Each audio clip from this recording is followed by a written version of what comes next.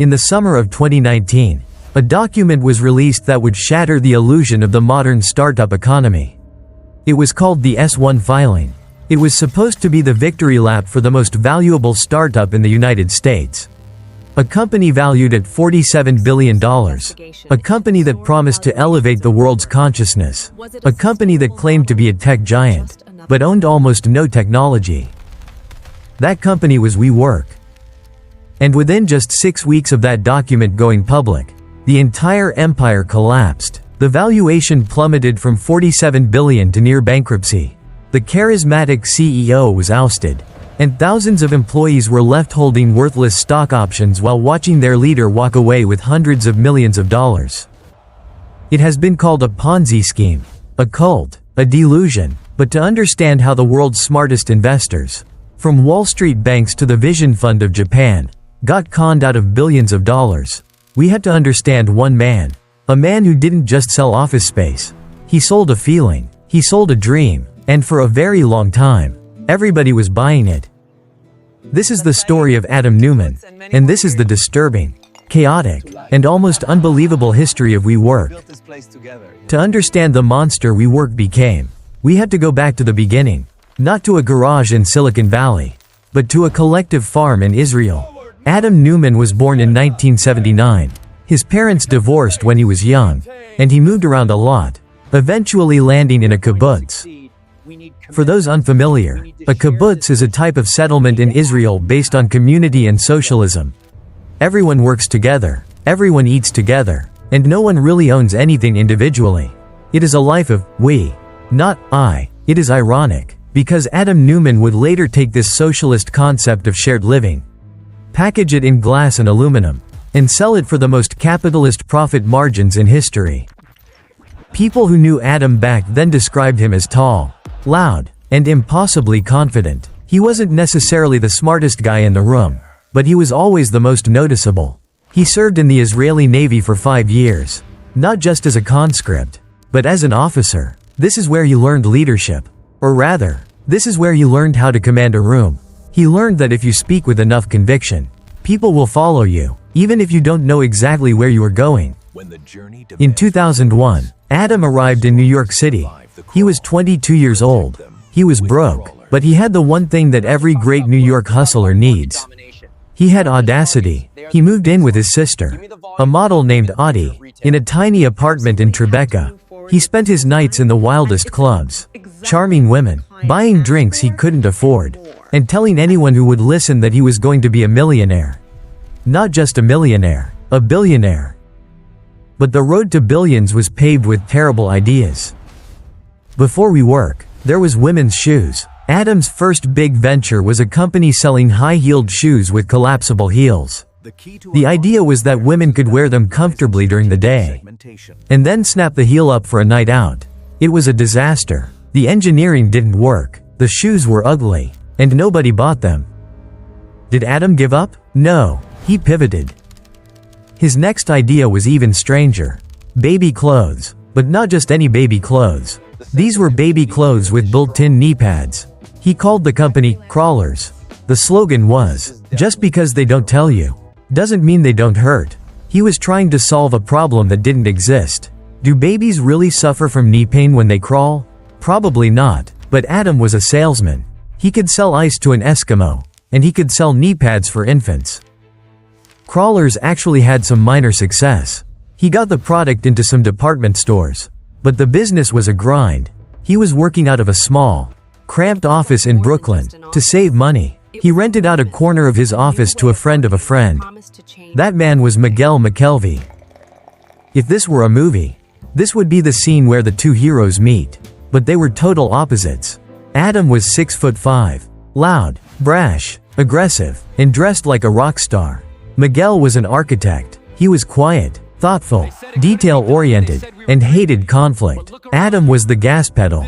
Miguel was the steering wheel. Miguel was working as a lead architect for a small firm, but he was bored. He and Adam started talking. They looked around at the empty warehouse building they were working in. It was huge, it was vacant, and it was cheap. This was 2008. The financial crisis was ripping through America.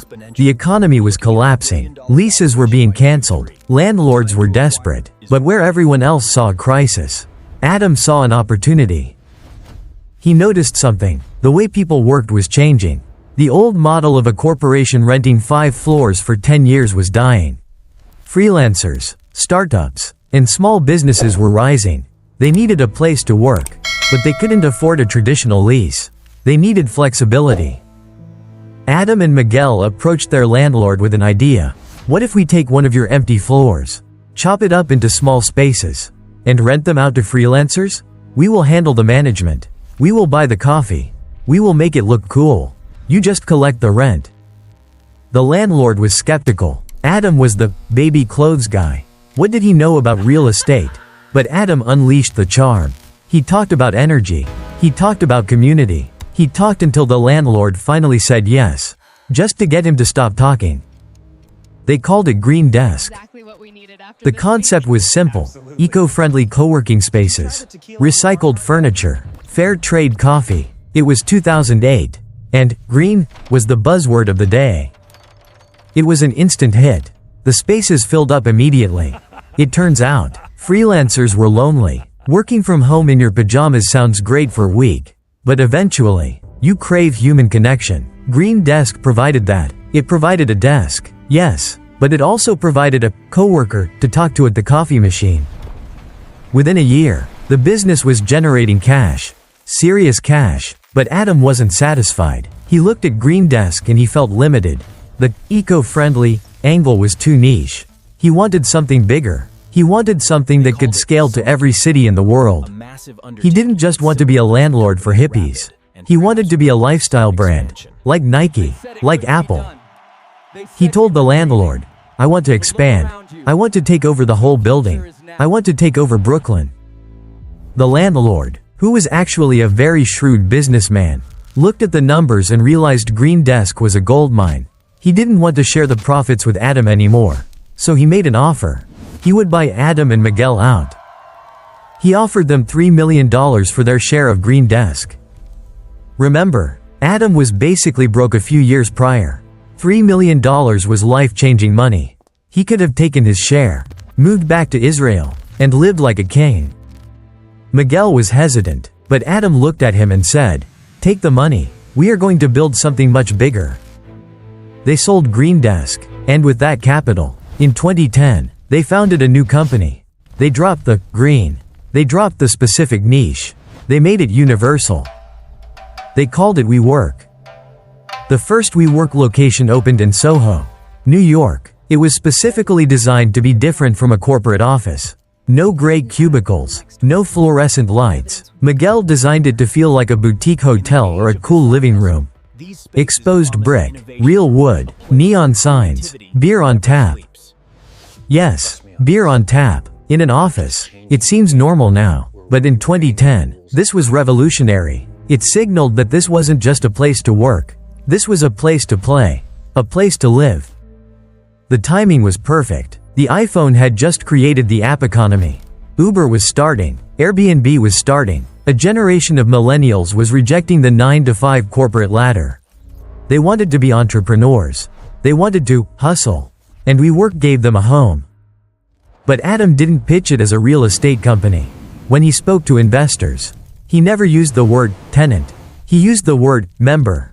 He didn't talk about square footage. He talked about physical social networks. He would tell investors, "We are not a landlord. We are the physical internet. We are connecting people." It sounds ridiculous now, but you have to understand the context. This was the era where tech companies were eating the world. Investors were desperate to find the next Facebook, the next Google. They didn't want to invest in a boring real estate company that grows 5% a year. They wanted a tech company that grows 1,000% a year. Adam knew this, so he dressed WeWork up as a tech company.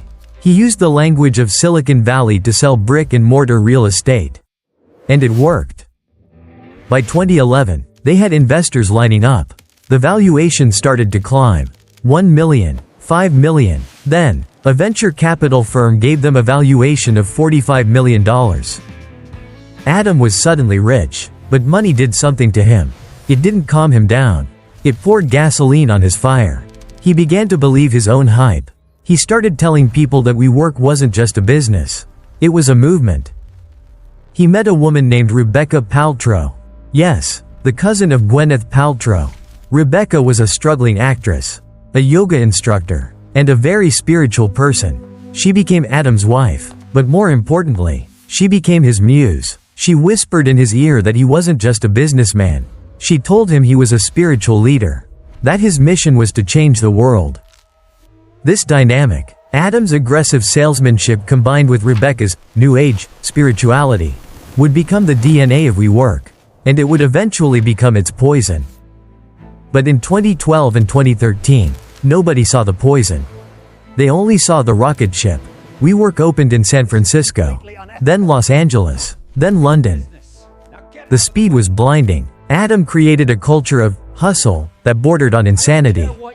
The motto was, "Thank God it's Monday." Think about that. Who thanks God for Monday? People who are obsessed. Employees were young, often straight out of college.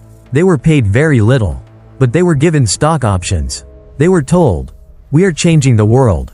You are part of the revolution. And one day, you will be rich." They worked 16-hour days. And then, at night, they partied. Adam made partying mandatory. It was part of the culture. Tequila flowed like water. There were office hookups, loud music, and a complete lack of boundaries. It felt like a college fraternity that had stumbled into a billion-dollar bank account. But behind the parties and the neon signs, the economics were shaky. WeWork was signing long-term leases with landlords, commitments for 10 or 15 years, and then renting that space out to freelancers on monthly contracts. If the economy was good, they made a profit, but if the economy crashed, if the freelancers left, WeWork would still be stuck paying the rent for 15 years. It was a massive risk. It is a concept in finance called asset-liability mismatch.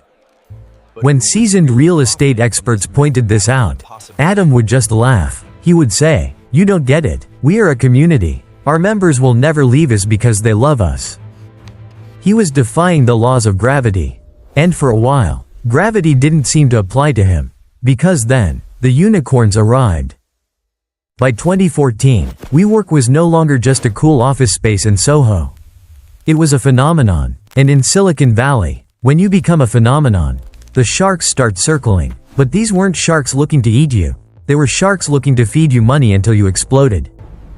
Enter Benchmark Capital. This was not just any investment firm. These were the kings of venture capital. They had backed eBay. They had backed Uber. When Benchmark invests in you, it is a signal to the rest of the world that you are the next big thing. They looked at Adam Neumann and they saw the same spark they saw in Travis Kalanick of Uber. A relentless, aggressive founder who would break walls to build his empire. They poured money in, and with Benchmark's stamp of approval, the floodgates opened. JP Morgan, Goldman Sachs, everyone wanted a piece of WeWork. The valuation hit $1 billion, then $5 billion, then $10 billion. WeWork was officially a unicorn. In fact, it was a decacorn. But as the valuation grew, so did the madness. Adam wasn't just building a company anymore, he was building a following. And the center of this following was the annual event known as WeWork Summer Camp. Imagine a corporate retreat, but designed by someone who thinks they are a rock god. Every summer, WeWork would rent out a massive park or a festival ground in upstate New York or England. They would fly thousands of employees from all over the world to a field. They slept in tents. They wore wristbands. It looked like Coachella, but instead of music fans, it was thousands of young people wearing t-shirts that said, "We." The stories from summer camp are legendary and disturbing. It was a mandatory event. Attendance was not optional. If you didn't go, you weren't part of the mission. During the day, there were speeches. Adam would go on stage, hair flowing, holding a beer or a microphone, screaming about changing the world. He would talk about love, about energy, about how WeWork was going to solve the world's problems. Not just office space problems, orphanages, hunger, environmental disasters. He claimed WeWork would solve it all. The crowd would chant. They would scream his name. It was electric, but it was also manufactured. And then, the sun would go down. The alcohol was free and unlimited. The boundaries between bosses and interns dissolved. It was a chaotic mix of partying, hookups, and a strange, enforced happiness. Employees were expected to party hard, because that showed they had the WeWork spirit. One year, Adam stood on stage and spoke about the importance of sacrifice. He told the employees they needed to work harder, that the mission was critical. Moments later, a surprise guest walked on stage.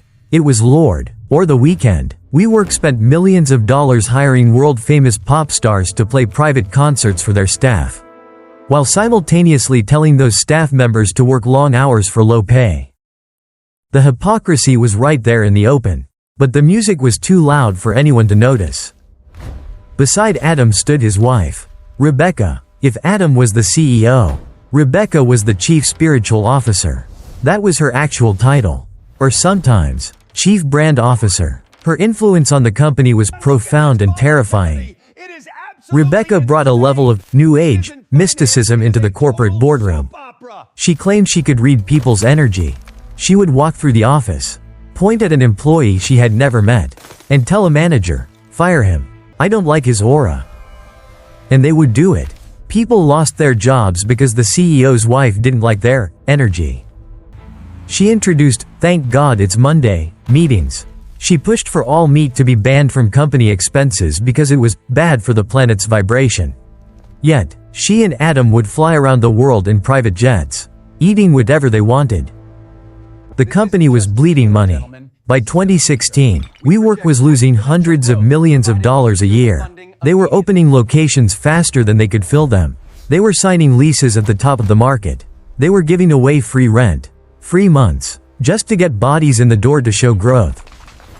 In a normal business, this is called insolvency. In the startup world, it's called blitzscaling. But to keep blitzscaling, you need fuel. You need cash, massive amounts of cash. Adam had burned through the money from Benchmark and the banks. He needed a whale. He needed someone with pockets so deep they didn't even have a bottom. He found Masayoshi Son. Masayoshi Son, or Masa, is the founder of SoftBank. He is the richest man in Japan and one of the most aggressive investors in human history. Masa is famous for making gut decisions. He famously invested $20 million in Alibaba after meeting Jack Ma for just 5 minutes. That $20 million turned into $60 billion. Masa was looking for the next Alibaba. He had just launched the Vision Fund, a $100 billion fund designed to reshape the future of humanity. He wanted to invest in AI, robotics, the singularity. And for some reason, he decided a real estate company was the future of humanity. The meeting between Adam and Masa is the most important moment in this entire story. It happened in 2017. Masa agreed to visit WeWork's headquarters in New York, but he was running late. When he finally arrived, he told Adam, "I only have 12 minutes. If you can convince me in 12 minutes, I will invest." 12 minutes. Most people can't order a pizza in 12 minutes.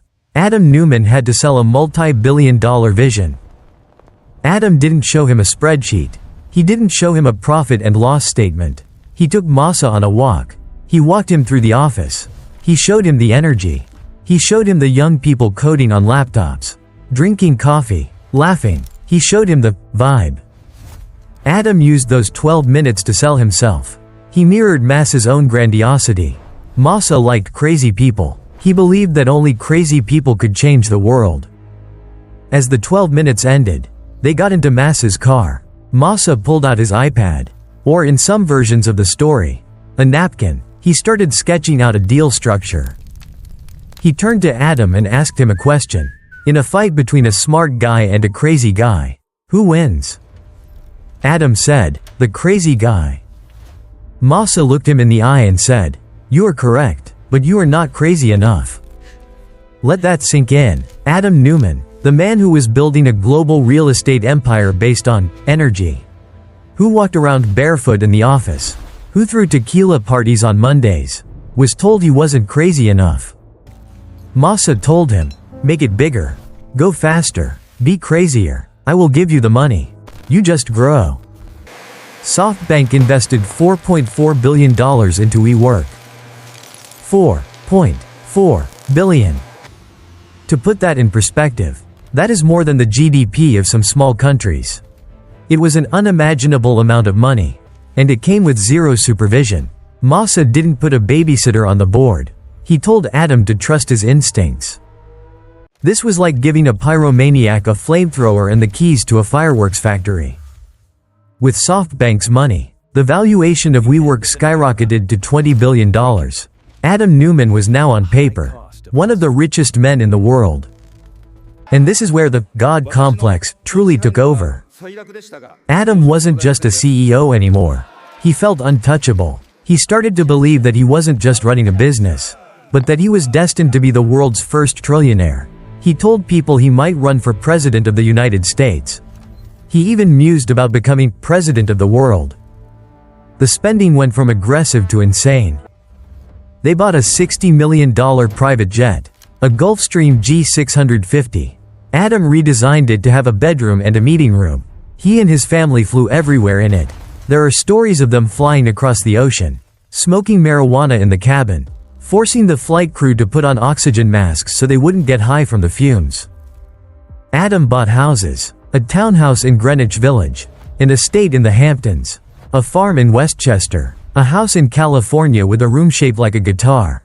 He spent $80 million on personal real estate in just a few years. But he wasn't just spending his own money.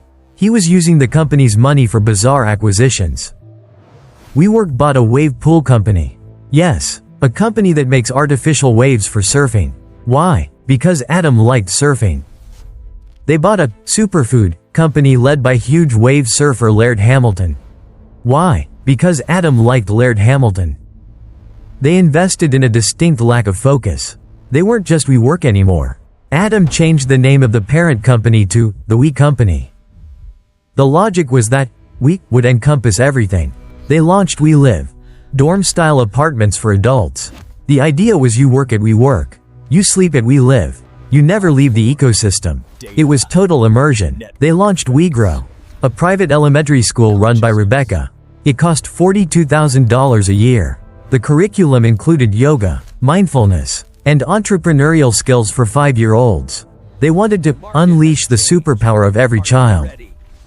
It was a beautiful idea, perhaps, but it had nothing to do with renting office desks. Meanwhile, the losses were mounting. In 2018, the company lost nearly $2 billion. For every dollar of revenue they made, they spent $2. Any rational investor would have pulled the emergency brake, but Masa and SoftBank kept doubling down. They pumped in another $2 billion, then another. They were propping up the valuation artificially. Inside the company, the culture was fracturing. The old guard, the employees who had been there since the beginning, were getting pushed out. They were replaced by corporate executives from big companies who were hired on massive salaries but had no idea how to navigate the chaos of Adam's mind. Adam was rarely in the office. He was surfing in the Maldives. He was meeting with world leaders. He was partying. When he was in the office, he was erratic. He would call meetings at midnight. He would change the entire strategy of the company on a whim. But the most dangerous thing Adam did wasn't spending money. It was how he engineered his own control. He created a special class of stock.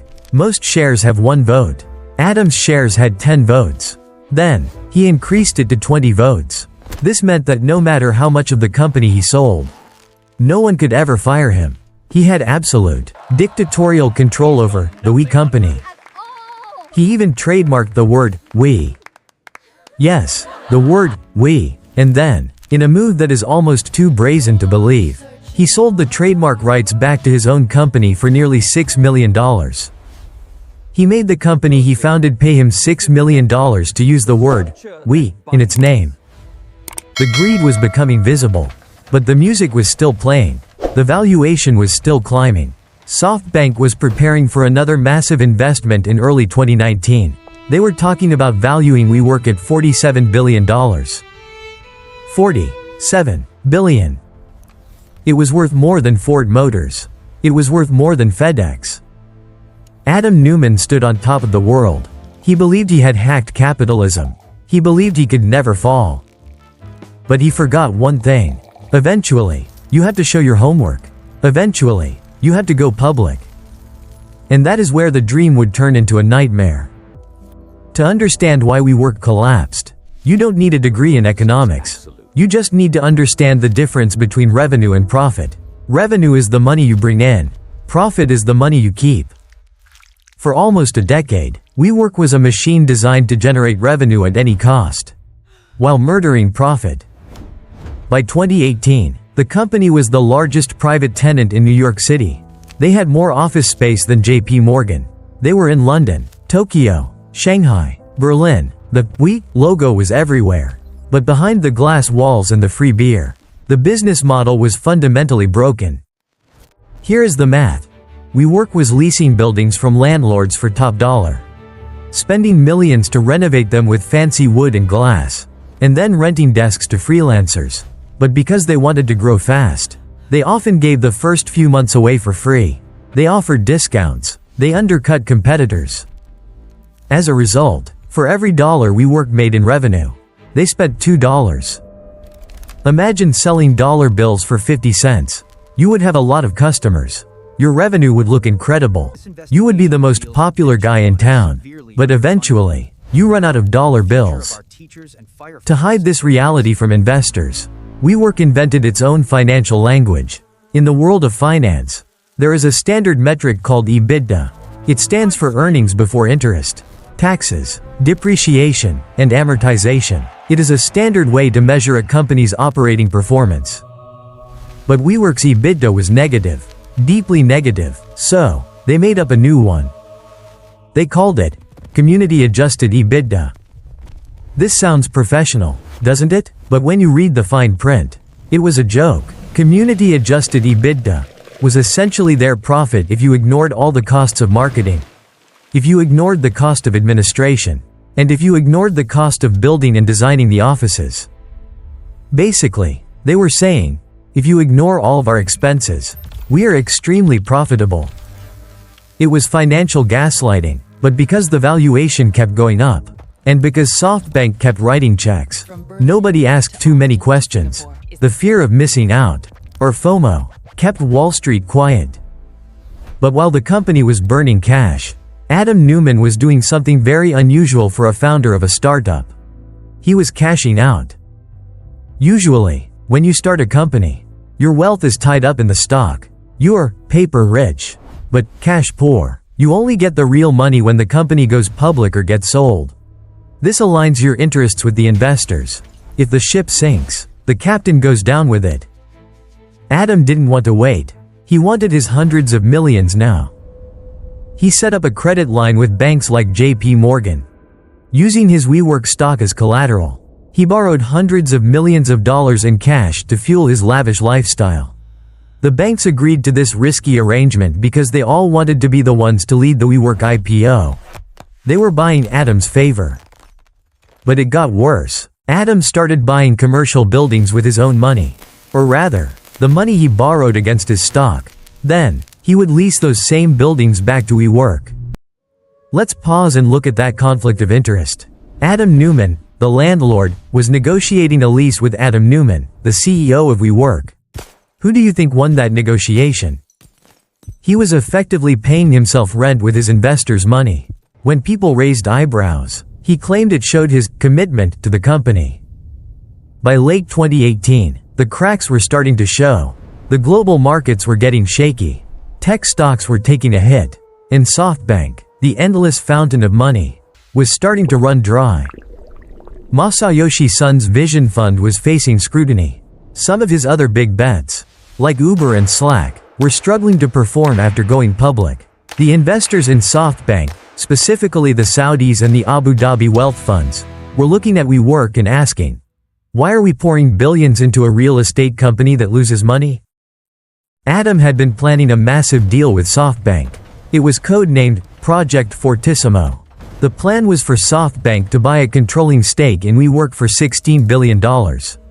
This would have given Adam the capital to keep burning cash for years without worrying about the public markets. Adam was counting on this money. He had already spent it in his mind. But on Christmas Eve, 2018, the phone rang. It was Masa. The market had crashed that week. Tech stocks were down. Masa told Adam the deal was off. The $16 billion was not coming. Instead, SoftBank would offer a much smaller investment. $2 billion. For any normal company, $2 billion is a fortune. For WeWork, it was a disaster. It was barely enough to keep the lights on for another year at their current burn rate. Adam was furious, but he was also cornered. Without the massive SoftBank bailout, he had only one option left to get the cash he needed. He had to take WeWork public. He had to launch an IPO. An IPO, or initial public offering, is the moment a private company sells shares to the general public on the stock market. It is the holy grail for startups. It is the moment founders become billionaires and early employees become millionaires. But an IPO also requires something Adam had successfully avoided for 10 years: transparency. When you go public, you have to file a document with the SEC called the S-1. In this document, you cannot use Adjusted EBITDA. You cannot hide your losses. You cannot lie about your governance. You have to show the world your underwear. Adam believed he could charm the public market just like he charmed the private investors. He believed his charisma could override the numbers. In early 2019, the preparation for the IPO began, and it was pure chaos. Bankers from JP Morgan and Goldman Sachs descended on WeWork's headquarters. They were fighting for the right to lead the IPO. They told Adam what he wanted to hear. They told him the company could be valued at $60 billion. Some even whispered numbers as high as $90 billion. They fed his ego because they wanted the fees. They knew the numbers were bad, but they thought they could sell the story. They thought the market was still hungry for growth at all costs. Adam took charge of writing the S-1 document himself. Usually, this is written by lawyers and accountants. It is dry, boring, and legalistic. Adam wanted it to be a manifesto. He hired a team of photographers. He wanted glossy pictures of happy people. He wanted the text to sound like a religious scripture. He started the document with the sentence, "We dedicate this to the energy of we. Greater than any one of us, but inside each of us." This is not how you start a financial filing. This is how you start a cult pamphlet. He talked about elevating the world's consciousness.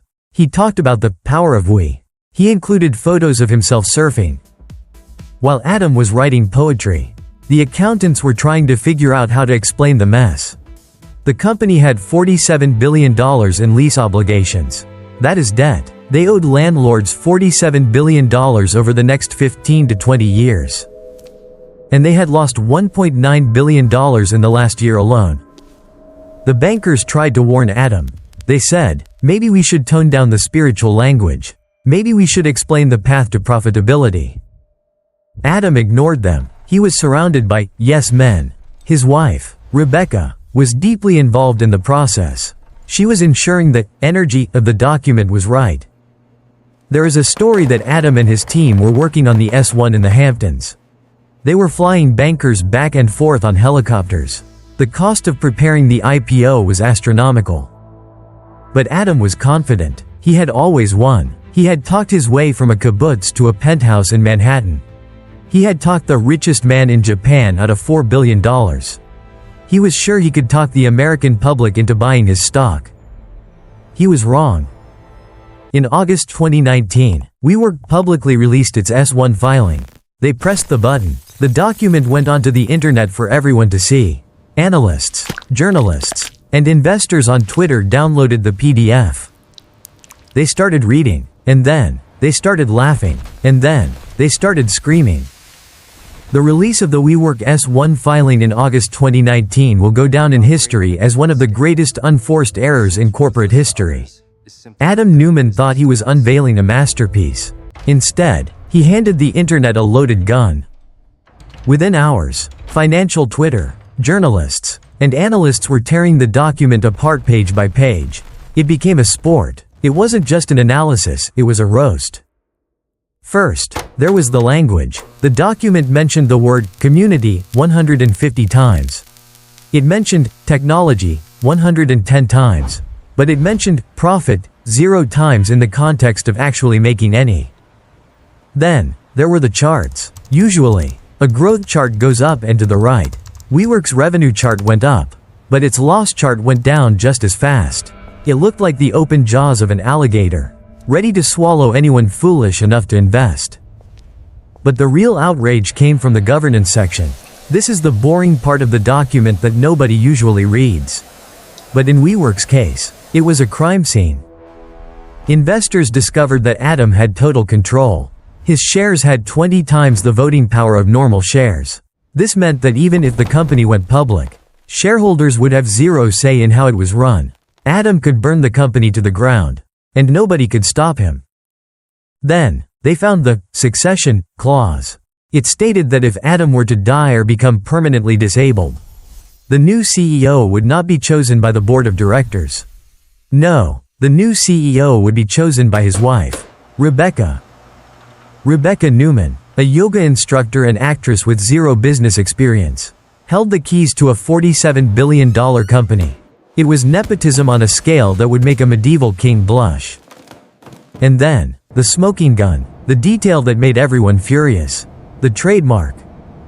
The filing revealed that Adam Neumann owned the trademark for the word, we, and that WeWork had paid him $5.9 million in stock to license it.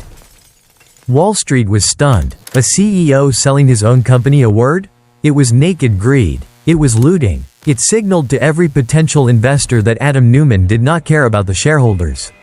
He only cared about Adam Neumann. The backlash was instant and brutal. Scott Galloway, a marketing professor at NYU and a famous tech skeptic, published a blog post that went viral. He called WeWork WTF. He dismantled the company's valuation, calling it an illusion. He pointed out that Regus, a boring old office leasing company, had more square footage, made a profit, and was valued at only $3 billion. WeWork was losing billions and was valued at $47 billion. The math didn't work.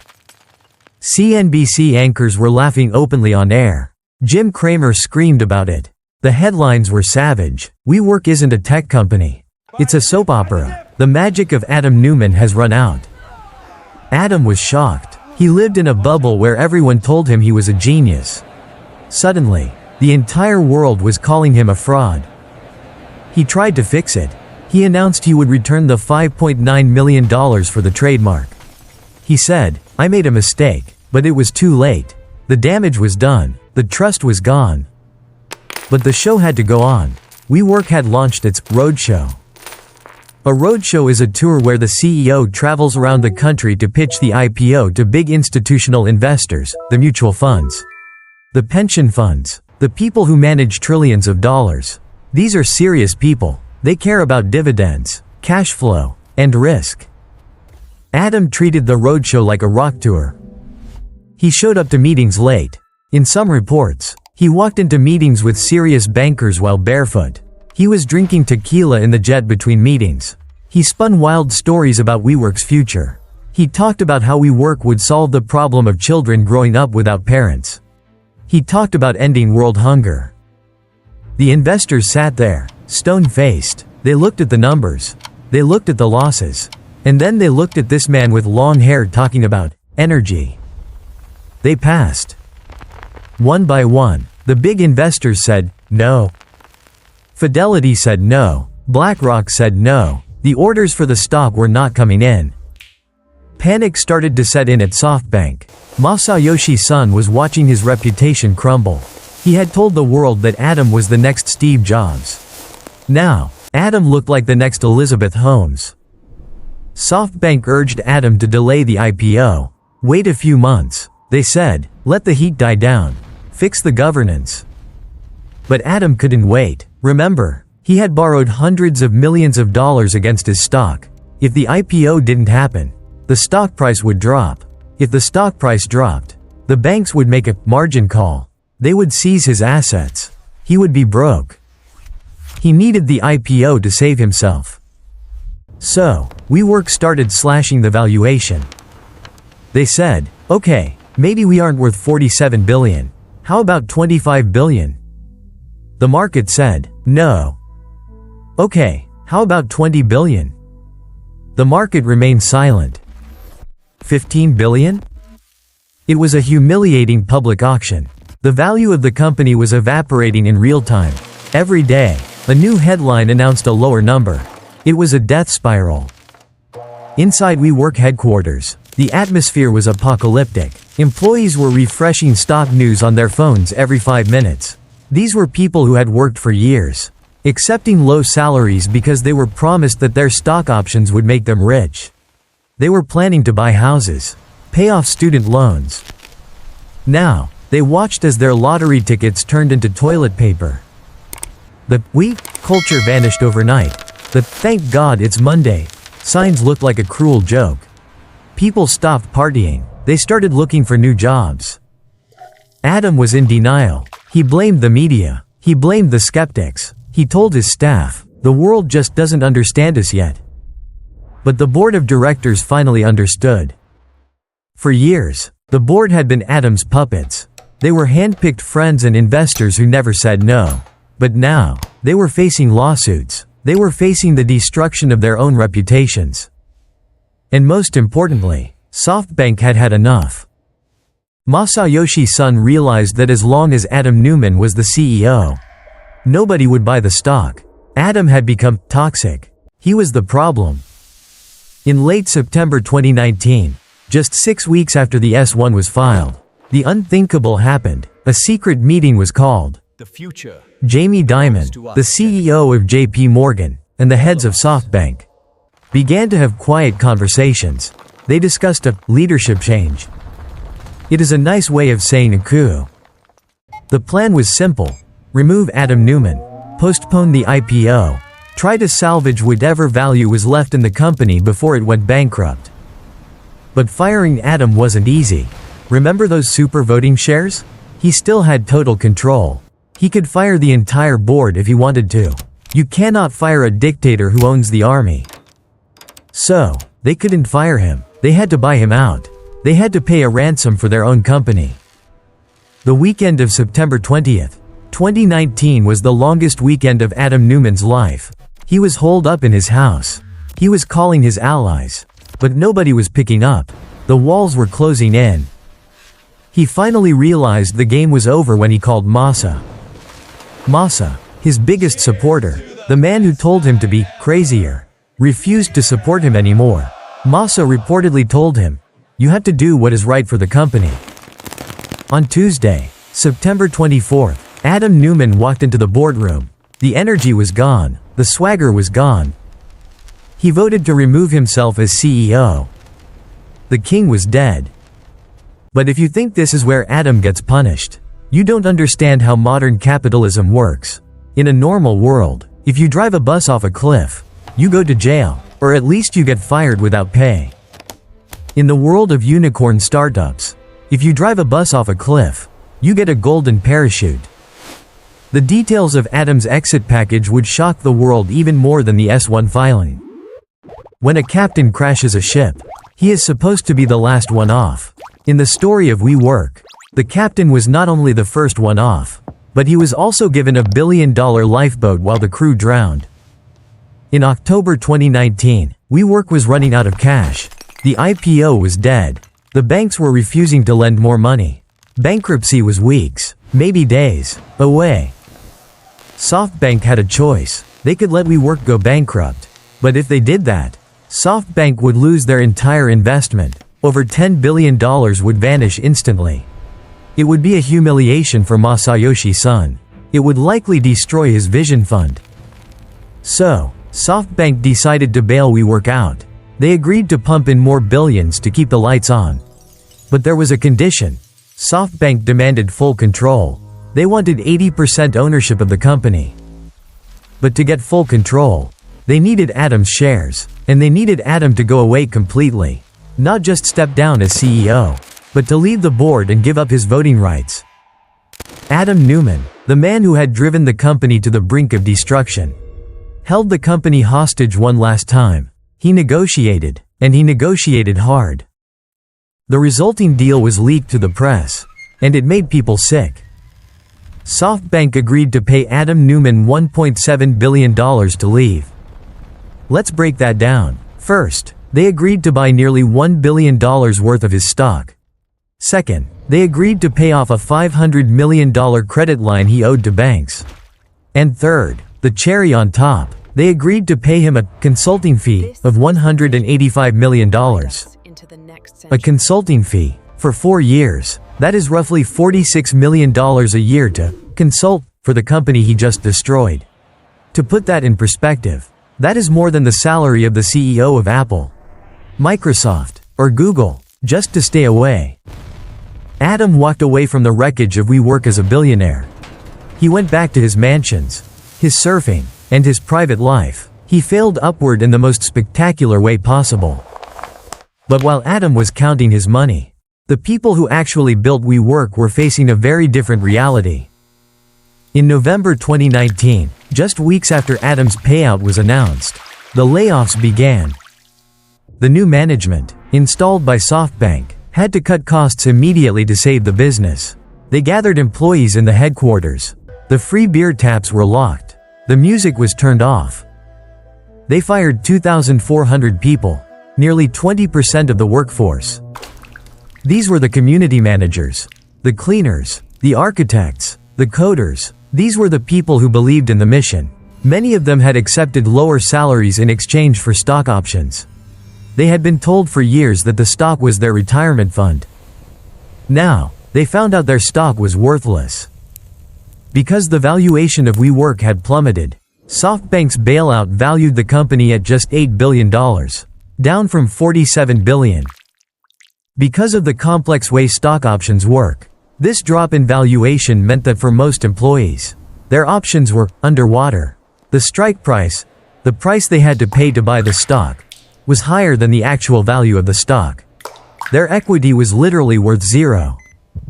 The injustice was palpable. One employee told a reporter, "Adam is walking away with $1 billion. And I can't even pay my rent next month." The media dubbed it the ultimate example of late-stage capitalism. It was a transfer of wealth from the workers and the investors directly into the pocket of a charismatic charlatan. WeWork became a cautionary tale.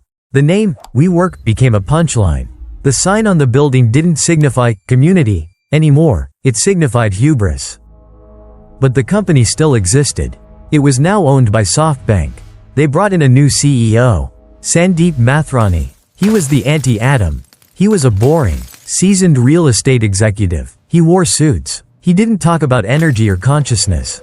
He talked about right-sizing and EBITDA. His job was to clean up the mess, to sell off the private jet, to close the wave pool company, to shut down WeGrow, the school, to break the leases on unprofitable buildings.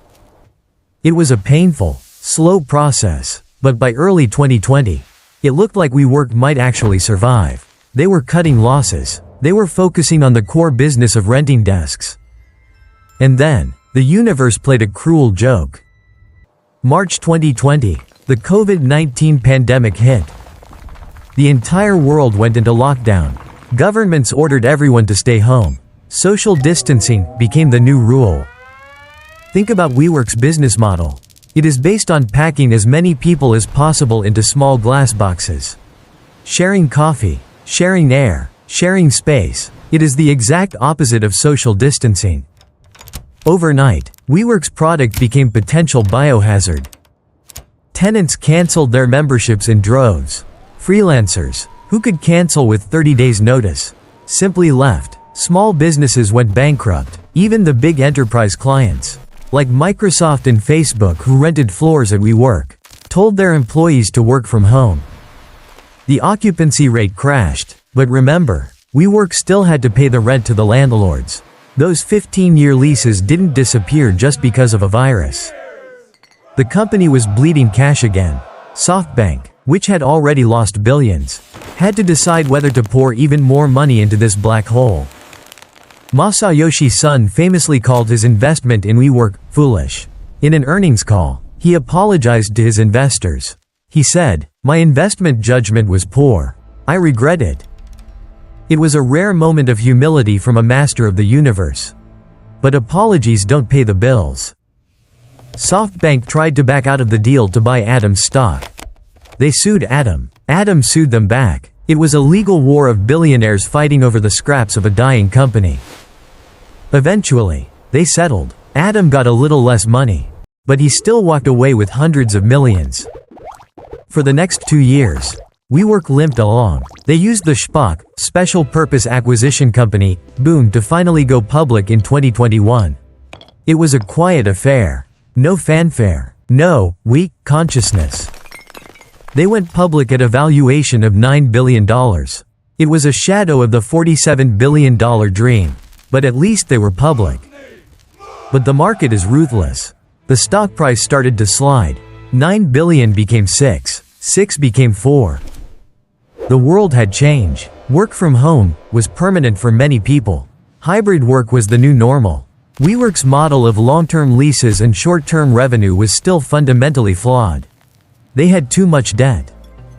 In 2023, the inevitable happened. The stock price fell below $1. The New York Stock Exchange threatened to delist them. And then, in November 2023, WeWork filed for Chapter 11 bankruptcy. The company that wanted to change the world.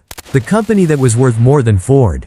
The company that promised to elevate humanity, was officially broke.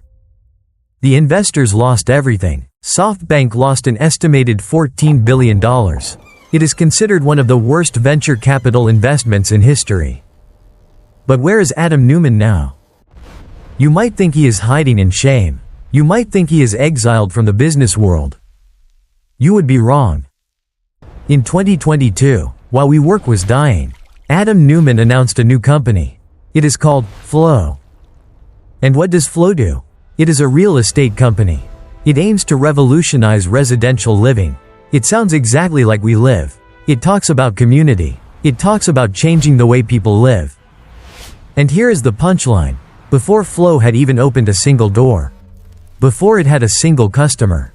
A venture capital firm named Andreessen Horowitz invested $350 million into it. They valued Adam's new idea at $1 billion.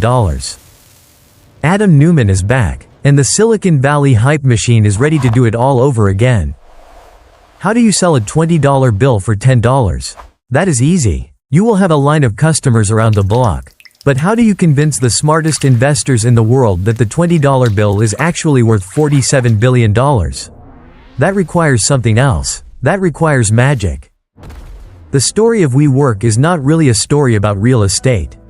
It is a story about a collective hallucination. It is a case study in human psychology, specifically a phenomenon known as the reality distortion field. Steve Jobs was famous for this. He could convince you that a phone without a keyboard was the future. But Steve Jobs delivered the product.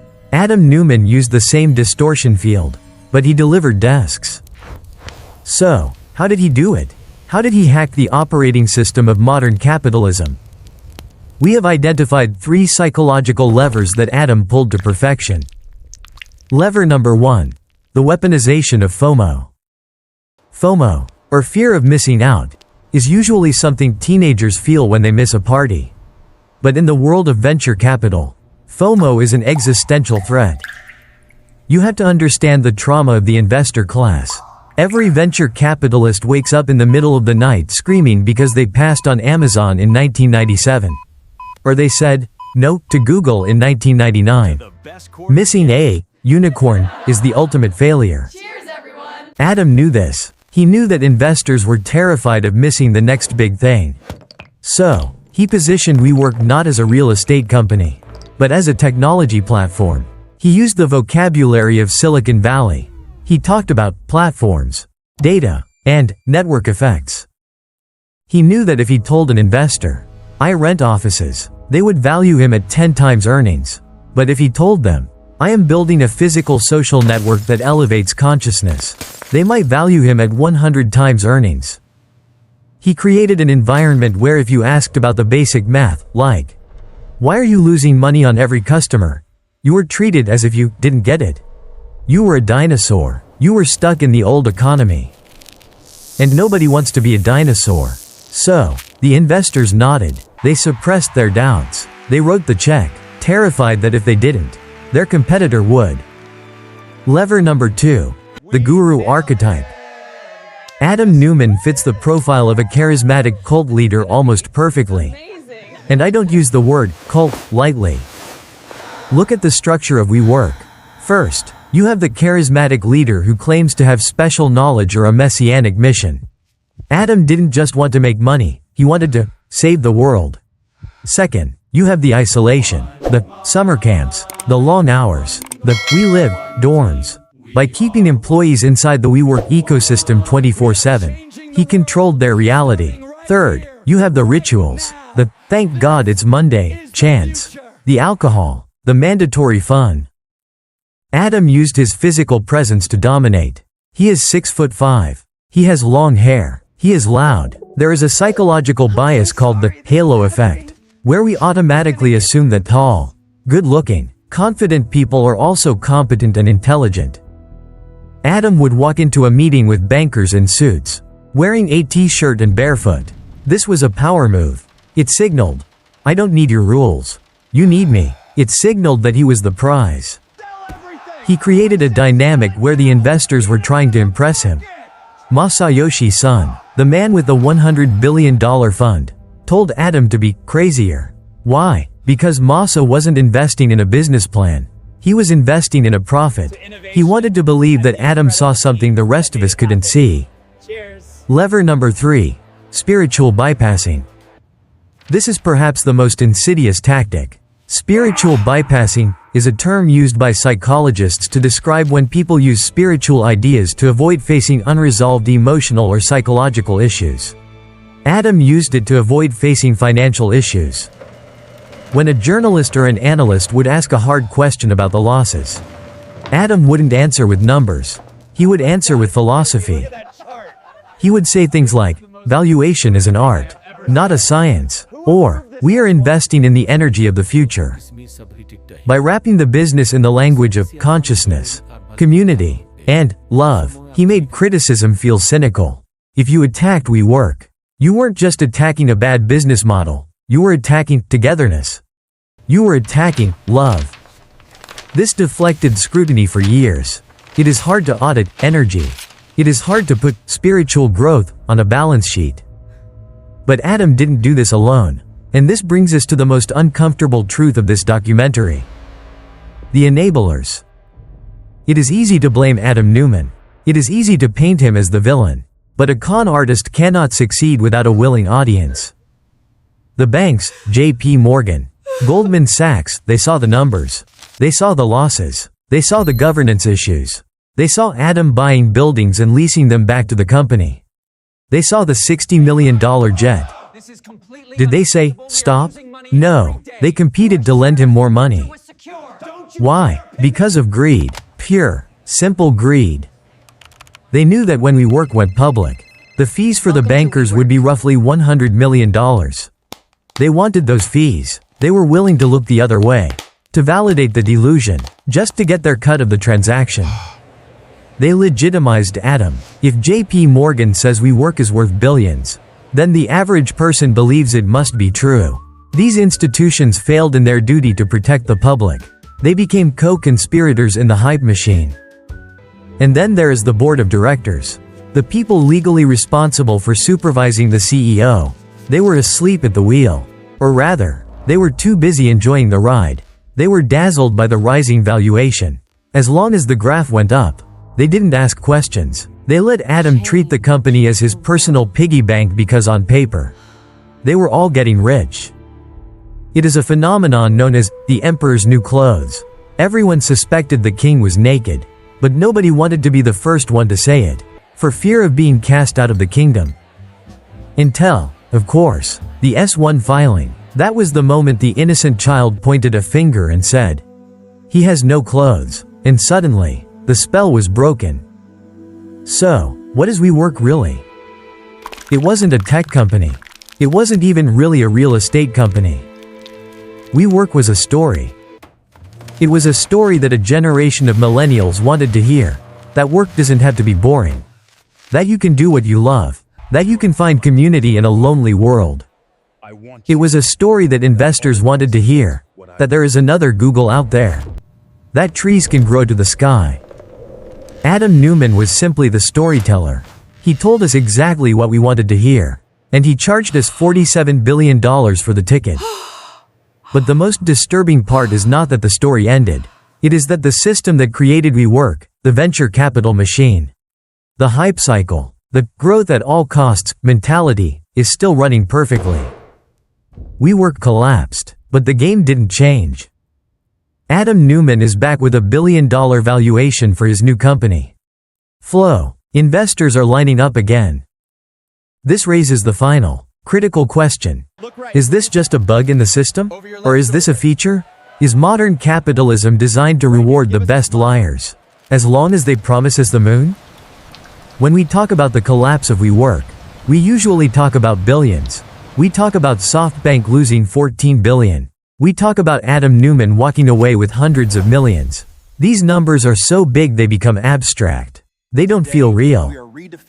But for the thousands of people who worked inside the glass walls, the loss wasn't abstract, it was devastatingly personal. To understand the tragedy of WeWork, you have to understand who worked there. Adam didn't hire cynical Wall Street veterans. He hired dreamers. He hired recent college graduates who were looking for purpose. They were 22, 23 years old. They were told they weren't just renting desks, they were creators. They were part of a physical social network. They were sold a vision of a world where work and life were one seamless, beautiful experience. And they bought it. They poured their hearts into the company. We spoke to former employees who described the atmosphere as intoxicating, but also exhausting. They worked 12, 14 hours a day. Community managers were essentially glorified janitors, receptionists, and therapists all rolled into one. They were plunging toilets, dealing with broken air conditioning, and handling tenant complaints all day. And then, at 6 p.m., they were expected to host the happy hour. They were expected to smile, to pour the beer, to be the life of the party. They were paid salaries that were often below market rate in expensive cities like New York and San Francisco. But they accepted the low pay. Why? Because of the golden handcuffs. They were given stock options. They were shown charts projecting that if they stayed for 4 years, their tiny slice of equity would be worth hundreds of thousands, maybe even millions of dollars. Managers would explicitly tell them, "Don't worry about the salary. The equity is your retirement. The equity is your house." This kept them trapped. It kept them working through the burnout, through the toxic behavior, through the madness of the summer camps. They were running a marathon because they thought there was a pot of gold at the finish line. But the pot of gold was a mirage. When the IPO collapsed, it revealed a cruel mechanism in the way startup equity works. Here is the simple, painful math. An employee is given the option to buy stock at a certain price, called the strike price. Let's say the strike price is $20 per share, based on the valuation at the time you were hired. You only make money if the stock goes public at a price higher than $20. If WeWork goes public at $100, you are rich. But WeWork didn't go public at $100. When it finally limped onto the stock market years later via SPAC, and then crashed, the share price fell to $10, then $5, then pennies. This meant the employees' options were underwater. It would cost them $20 to buy a stock that was worth $5. Their equity was literally worth less than zero. But for some, it was even worse than that. Some employees had exercised their options early. They had used their own savings to buy the stock when the company was still private. Believing the hype, they paid thousands of dollars of their own hard-earned cash to buy WeWork stock. And because the IRS, the taxman, saw this as a profit on paper at the time, they had to pay taxes on it. So, imagine this nightmare scenario. You work for 5 years. You burn out. You take your life savings to buy your company stock because the CEO says you will be a millionaire. You pay a huge tax bill to the government. And then, the stock goes to zero. You have lost your job. You have lost your savings. You have lost the tax money. And you are left with nothing but a worthless piece of paper and a resume that says you worked for a joke. We found stories of employees who had planned their weddings based on the IPO. Employees who were planning to buy their first home. Employees who were planning to pay off crippling student debt. In one Zoom call, thousands of those dreams vanished. In November 2019, the mass layoffs began. It wasn't done with dignity. Employees described a climate of fear. Calendars were blocked. Access cards stopped working. Security guards were waiting. People were called into conference rooms or mass video calls. They were told their positions were redundant. They were given a cardboard box and told to leave. While they were packing their boxes, crying in the hallways, Adam Neumann was negotiating his exit package. The contrast is nauseating.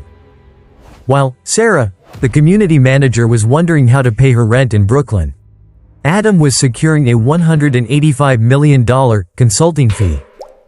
While Mike, the architect, was looking at his worthless stock options, Adam was having his $500 million debt paid off by SoftBank.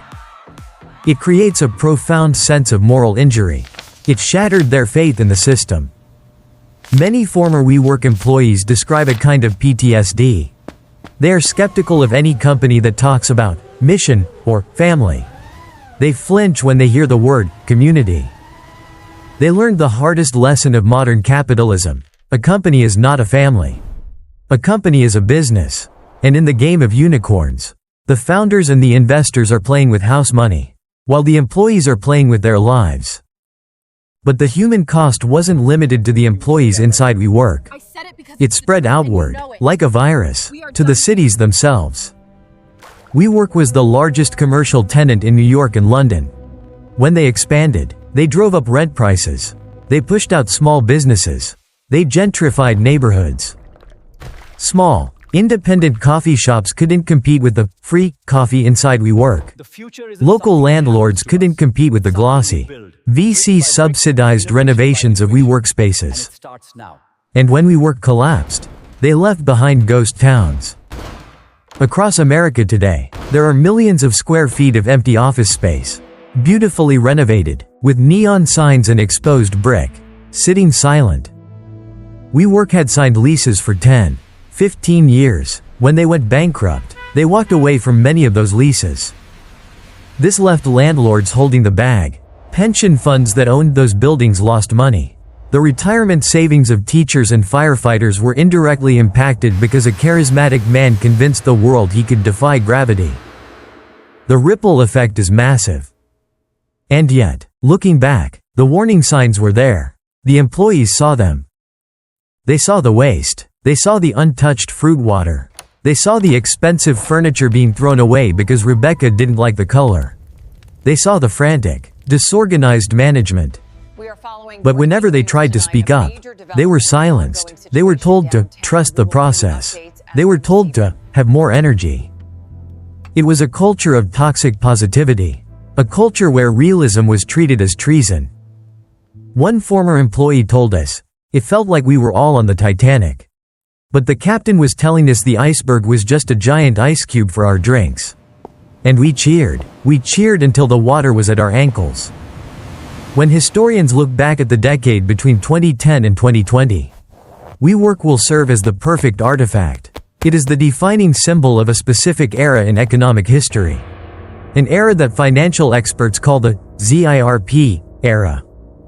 ZIRP stands for Zero Interest Rate Policy. After the financial crash of 2008, central banks around the world slashed interest rates to near zero to save the economy. This meant that money was essentially free to borrow. When money is free, it has to go somewhere. Investors couldn't make money by putting it in a savings account or buying safe government bonds. So, they became desperate. They started chasing yield. They started chasing risk. They started looking for unicorns. This flood of cheap money created a bizarre environment where the normal rules of business stopped applying. Profit didn't matter. Only growth mattered. If you could grow fast enough, you could always raise more money to cover your losses. WeWork was the avatar of this mindset. It was a monster fed by cheap capital. Adam Neumann didn't build WeWork. The system built WeWork. Adam just happened to be the perfect vessel to receive the money. He was loud. He was confident, and he was willing to burn cash faster than anyone else. SoftBank's Vision Fund was the ultimate expression of this excess. Masayoshi Son had a theory that if you gave a company enough money, it could destroy all competition and become a monopoly.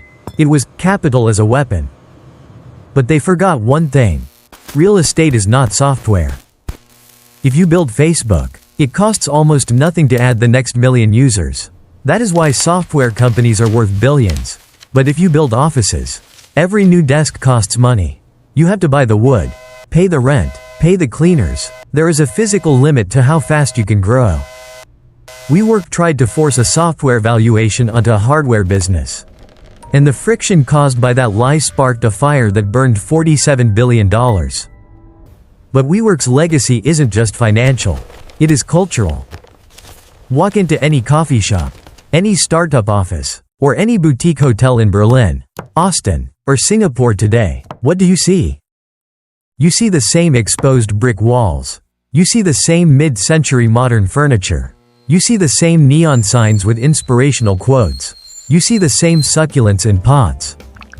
This is the WeWork aesthetic. Before WeWork, offices were gray, boring, and corporate. WeWork changed that. They successfully redefined what a workspace should feel like. They made work feel like a lifestyle. They created a global homogenization of design. A writer named Kyle Sheika calls this airspace. It is the phenomenon where everywhere you go in the world, it looks exactly the same. WeWork accelerated this. They exported the taste of a Brooklyn hipster to the entire planet. In a way, Adam Neumann succeeded. He did change the world. He just didn't do it profitably.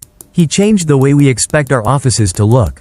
He made the open plan office the standard, for better or worse. But there is a darker legacy. WeWork was the canary in the coal mine for a generation of fraudulent or delusional startups. Look at the pattern. It started with Theranos and Elizabeth Holmes. She promised a medical revolution with a magic box. She wore black turtlenecks like Steve Jobs. She had a deep voice. She charmed old, powerful men into giving her millions. It was a lie. Then came WeWork and Adam Neumann. He promised a community revolution. He walked barefoot. He charmed powerful investors. It was a delusion. And then, just a few years later, came FTX and Sam Bankman-Fried. He promised a financial revolution with crypto. He played video games during meetings. He wore shorts. He charmed everyone. It was a fraud. Notice the similarities? We keep falling for the same character. The eccentric genius, the rule breaker, the visionary. We want to believe in magic. We want to believe that there is a shortcut to success. We want to believe that a 20-year-old in a hoodie knows something that the rest of us don't. WeWork proved that community adjusted EBITDA is a lie. But it didn't cure us of our addiction to hype. In fact, the mechanisms that allowed WeWork to happen are still in place. The venture capital firms that backed Adam Neumann are still managing billions of dollars. The bankers who tried to sell the IPO are still running Wall Street. They faced no consequences. SoftBank lost billions, yes, but Masayoshi Son is still one of the richest men in the world. Benchmark Capital, the early investor, actually made a profit on WeWork because they sold some shares early. The only people who truly lost were the late-stage investors and the employees. This creates a terrifying moral hazard. If you can build a massive, money-losing company, cash out for hundreds of millions of dollars before it crashes, and face no jail time, why wouldn't you do it? Adam Neumann proved that you don't need to build a successful business to become a billionaire. You just need to build a successful fundraising machine. He hacked the game. And perhaps the most cynical realization is this: WeWork was never about we. It was always about me. The community, the consciousness, that we are all in this together. It was a marketing wrapper. It was a product feature designed to lower customer acquisition costs. When the ship started sinking, the we evaporated. The me took the lifeboat. As we move into the post-pandemic world, the irony is thick. WeWork bet on a future where everyone works together in offices. But the future turned out to be Zoom, Slack, and working from your kitchen table. WeWork tried to own the future of work, but the future of work happened to them. The company is now trying to reinvent itself. It is closing locations. It is renegotiating rents. It is trying to be a boring, normal real estate company. But the ghost of the old WeWork still haunts the empty corridors. In cities like San Francisco and New York, huge office towers stand half empty. They are monuments to the hubris of the 2010s. They are physical reminders that trees do not grow to the sky. But what about Adam? Usually, when a CEO fails this spectacularly, they retreat into the shadows. They disappear. But Adam Neumann is not normal. In 2022, he re-emerged. He didn't come back with an apology. He came back with a new pitch deck. He launched Flow. And the most shocking thing wasn't that he tried again. The most shocking thing was that the market welcomed him back. Andreessen Horowitz, one of the most prestigious VC firms in Silicon Valley, the firm that backed Facebook, Airbnb, and Coinbase, wrote him a check for $350 million. This single check tells you everything you need to know about the state of our economy. It tells you that founder-friendly culture has gone too far. It tells you that investors would rather bet on a charismatic failure than a boring success. It tells you that the lesson of WeWork was not learned. Or perhaps, the lesson was learned, but it wasn't the lesson we thought. Maybe the lesson the market learned is, back the guy who can sell the story. Just make sure you get out before the ending. So, here we are, at the end of the road. We have traveled from the communal farms of Israel to the skyscrapers of Manhattan. We have watched a company rise from a single floor in Soho to a global empire worth $47 billion. And we have watched it all burn down in just 6 weeks. It is a story that feels like fiction. But the empty buildings are real.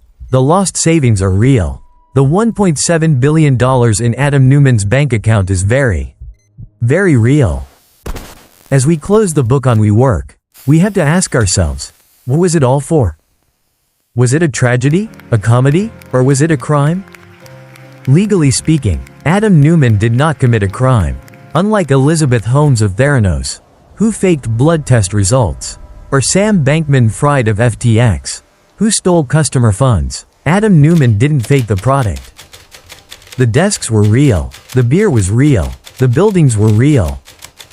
His crime, if you want to call it that, was exaggeration. His crime was salesmanship. His crime was convincing the world that a desk was a piece of technology. And in the American justice system, being a delusional salesman is not illegal. In fact, in Silicon Valley, it is often a requirement for the job. This is the most uncomfortable truth of the WeWork saga. Adam Neumann didn't break the rules of capitalism. He just played the game harder, faster, and more ruthlessly than anyone else. He looked at the venture capital system, a system awash with easy money and desperate for heroes, and he gave them exactly what they wanted. He gave them a god. SoftBank didn't want a modest return on investment. They wanted the singularity. They wanted a company that would eat the world. Adam promised them that. He fed their greed. He fed their ego. If you walk into a casino and bet your life savings on red, and the ball lands on black, you can't blame the roulette wheel. SoftBank, J.P. Morgan, Goldman Sachs, they were the gamblers. Adam was just the dealer. But while the gamblers lost some chips, and the dealer kept his tips, the people standing outside the casino were the ones who got hurt. The employees, the small business owners, the local communities. WeWork exposed the fragility of the gig economy. It showed us that behind the glossy rhetoric of hustle culture, being your own boss, and loving what you do, there is often just precarious labor and exploitation. WeWork sold us loneliness as a subscription service. They realized that in a digital world, people are desperate for connection. We are starving for community. Adam Neumann took that hunger, packaged it, and sold it back to us at a premium. He monetized the human need for friendship. And that is perhaps why his fall was so satisfying to watch. It felt like justice. It felt like the world saying, you cannot buy a soul. You cannot manufacture a vibe with venture capital money. But did we really learn the lesson? Look around. The tech industry is currently hyping up artificial intelligence.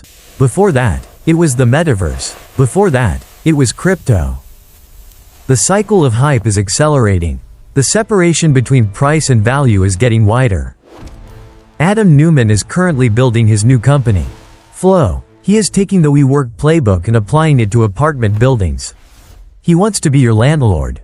He wants to own where you sleep, just like he owned where you worked. And the money is following him again.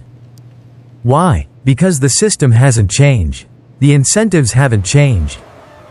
As long as there are billions of dollars looking for a home, there will always be an Adam Neumann waiting to open the door. There will always be someone who tells you that 2 + 2 = 5. If you just believe in the energy. So, what can you do? How do you protect yourself? The answer is skepticism. When a charismatic leader tells you they are going to change the world, check their math. When a company talks about community and family, look at their balance sheet. When everyone is running in one direction, screaming that this is the future, take a moment to stand still and ask, does this actually make sense? WeWork was a $47 billion hallucination. It was a dream we all shared for a brief moment. But dreams end, and eventually, you have to wake up. Adam Neumann walked away with the money, but he also walked away with a legacy that will be studied for decades. He will be remembered not as the man who elevated the world's consciousness, but as the Icarus of the unicorn era, the man who flew too close to the sun, on wings made of other people's money. The offices are still there. The "we" signs are still on the buildings, but the magic is gone. And maybe, just maybe, that is a good thing. Maybe work should just be work. Maybe your boss shouldn't be your spiritual guide. Maybe your office shouldn't be your family. Maybe we don't need a corporation to tell us how to belong. Thank you for watching this deep dive into the history of WeWork. This was a long journey, and I appreciate you sticking with it until the end. If you enjoyed this documentary, please hit the like button. It truly helps the channel. And make sure to subscribe and turn on notifications so you don't miss our next investigation. I want to hear from you in the comments. Do you think Adam Neumann is a genius or a fraud? And would you invest in his new company, Flow? Let me know your thoughts down below. I will see you in the next one.